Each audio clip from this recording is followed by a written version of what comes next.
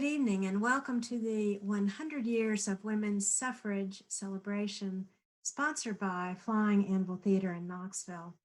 I'm Linda Parsons, your host, and I'm a Flying Anvil board member and co-writer with Jeanette Brown of the play Suffrage to Give Voice.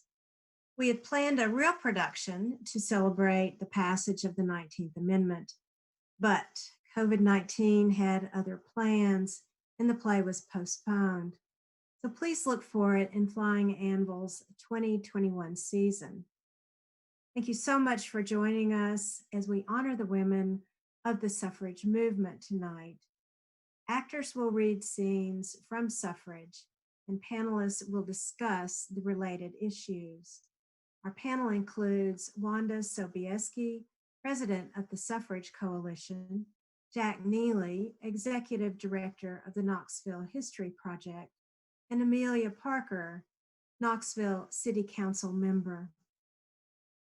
You may not be aware of Tennessee's crucial role in the women's suffrage movement or know much about the movement itself, so I thought it would be good to give a little background.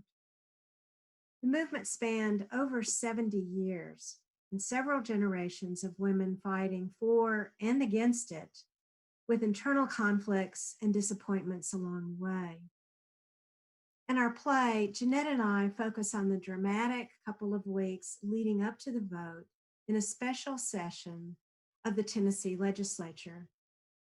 Tennessee was the last stand in the ratification process for the 19th Amendment, with most of the South voting against it or abstaining.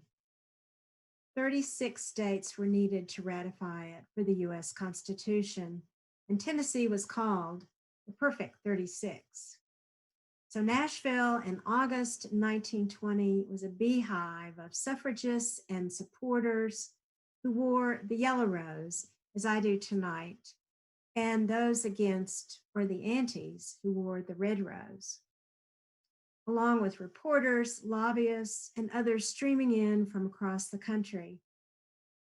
Against this backdrop of history, we created two personal stories: a white family and a Black aunt and niece, and several modern scenes to illustrate voter apathy and suppression tactics. We chose 3 scenes to give you a flavor of the play, and I will note that Suffrage has an all-female cast. 2 scenes will be read, followed by discussion by our panelists, and then a 3rd scene with another discussion after that. So we'll be switching back and forth between the actors and the panelists. So I'll set up the first scene for you, scene 5 of the play. This scene focuses on Alice and her fiance, Benjamin.